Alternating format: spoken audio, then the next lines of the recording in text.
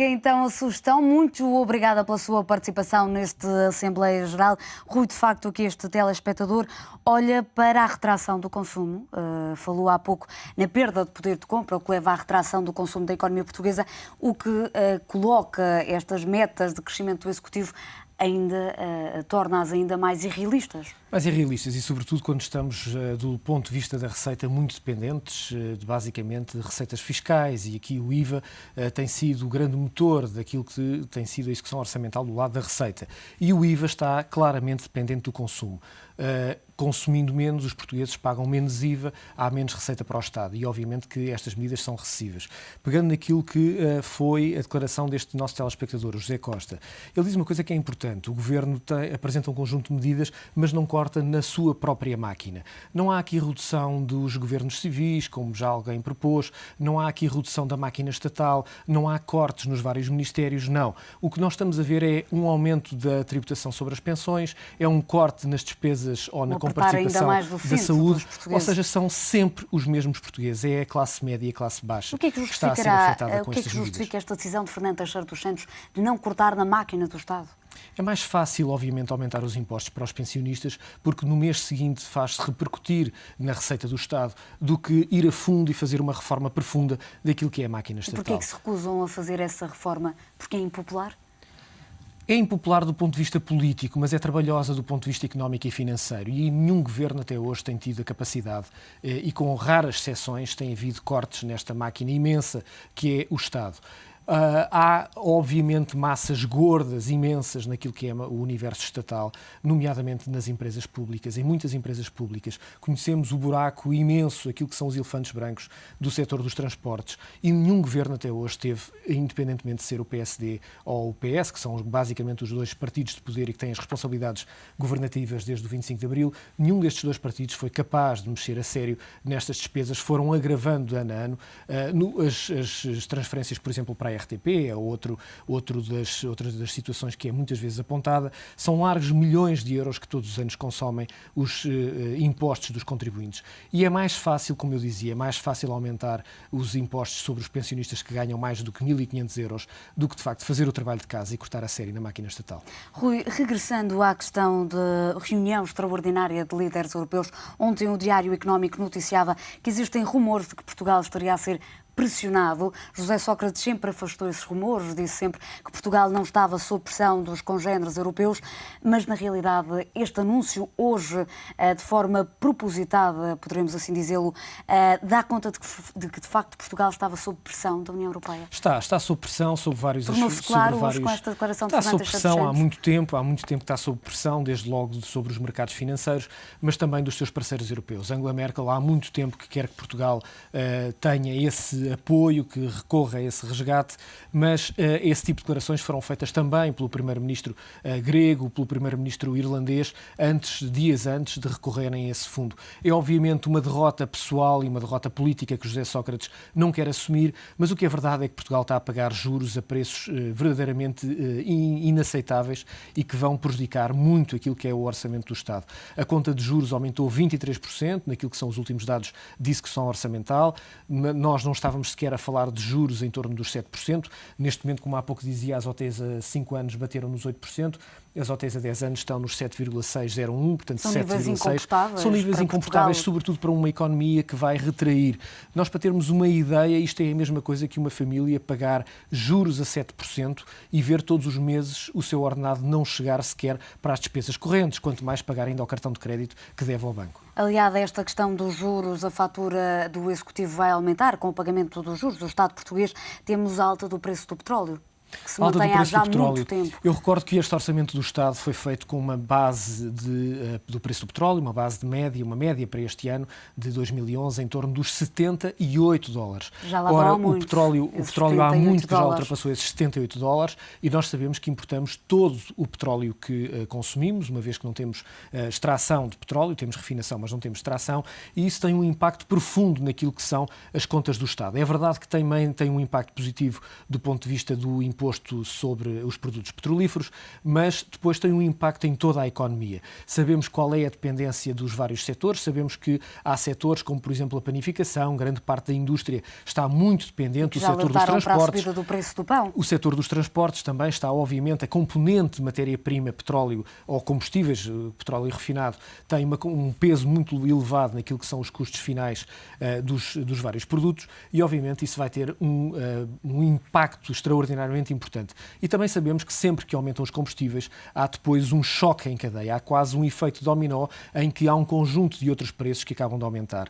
E estamos a trabalhar com um efeito com um cenário de subida do preço do petróleo, mas também de várias matérias-primas. Estamos a pagar mais pelo cobre, mais pela prata, mas estamos a pagar muito mais pelo trigo, pela farinha de trigo ou por outros produtos alimentares que por estes dias estão a atingir preços verdadeiramente inaceitáveis. Hoje, José Sócrates, em reação a esta nova vaga de austeridade anunciada esta manhã, disse que o PEC é para que não haja dúvida sobre a determinação de Portugal, mas os mercados não estão a fazer esta leitura. Os mercados não estão a fazer essa leitura e não fizeram ao longo destes dias, deste mês e pouco, destas 20 e tal sessões, 20 e poucas sessões, em que o preço dos juros esteve sempre a subir.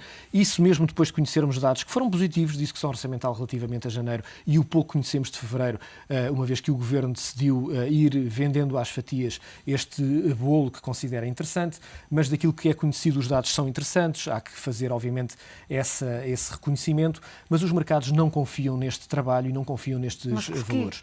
Não confiam por uma razão muito simples, porque não acreditam que seja possível manter esta execução orçamental até ao final do ano. Não acreditam que um país que vai ter uma economia que, na melhor das hipóteses, não vai cair durante 2011, consiga pagar juros que são cada vez mais altos.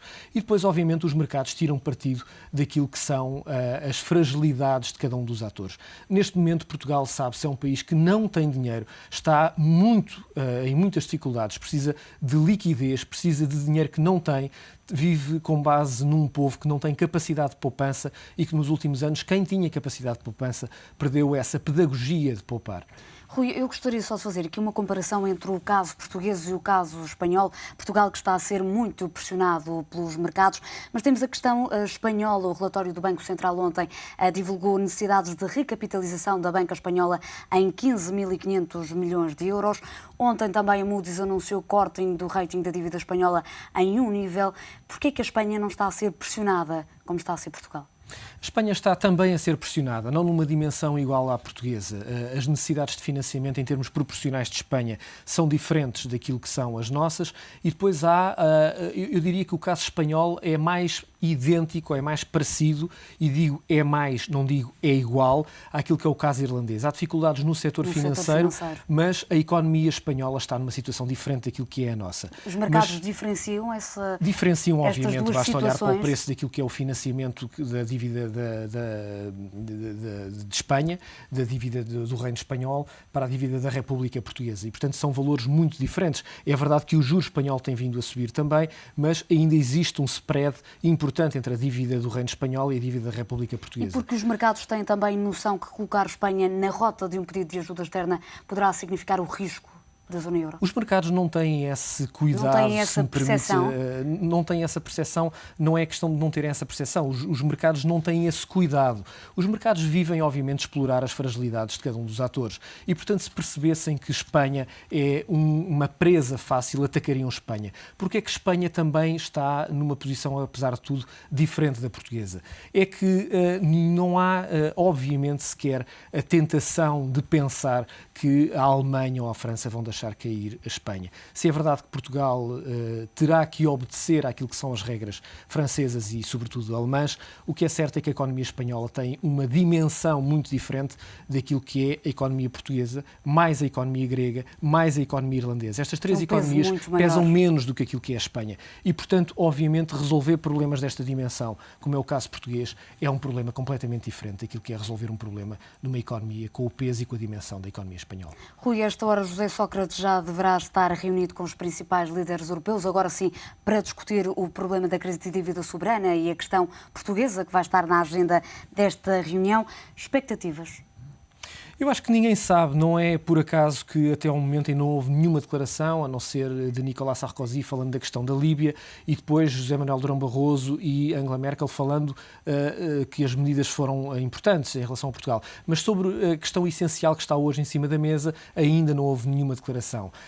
Mas depende de uma resolução, de uma solução, o futuro de Portugal? Obviamente que Portugal, entre hoje e o próximo dia 24 e 25 de março, terá de encontrar uma solução. Mas não é só para esta questão portuguesa. Há duas questões importantes que ontem Angela Merkel frisou e que é a questão da renegociação da dívida grega e da renegociação da dívida irlandesa que terão de ser feitas. A verdade é que tanto a Irlanda como a Grécia tiveram apoios, estão a receber apoios, tiveram essa rede que permite e essa chancela de apoio do FMI e do Fundo de Estabilização Europeia, mas a verdade é que continuam a pagar juros mais elevados. Aliás, e Angela Merkel foi clara. Bateram recordes esta semana, creio que 13%. Esta semana, exatamente, e portanto estão a pagar taxas bem acima daquilo que Portugal está a pagar neste momento sem apoios. E há pouco dizias, e muito bem, são juros que são muito elevados para Portugal e que estão a penalizar a execução orçamental. Mas Angela Merkel foi muito clara naquilo que disse ontem. O que disse foi, se a Irlanda quiser renegociar, terá de aumentar o IRC para aquilo que são os níveis médios da Europa. Se Atenas quiser ver estas taxas renegociadas, terá que avançar com privatizações. Ou seja, Angela Merkel é bastante clara e pragmática. Se vocês quiserem o nosso dinheiro, terão de nos dar alguma coisa em troca. Rui, muito obrigada pela tua participação neste Assembleia Geral. Já sabe que pode rever todos os programas do Assembleia Geral e deixar ainda a sua opinião na página do Assembleia Geral no Facebook. Pode consultá-la quando quiser e rever todos os programas do Assembleia Geral. É o ponto final no Assembleia Geral desta sexta-feira. Já a seguir, às 6 em ponto, não perca Grande Jornal com João Oliveira Ferreira, Rubén Bicho e Alexandra Ferreira. O Assembleia Geral fica por aqui por hoje. Tenha um bom fim de semana.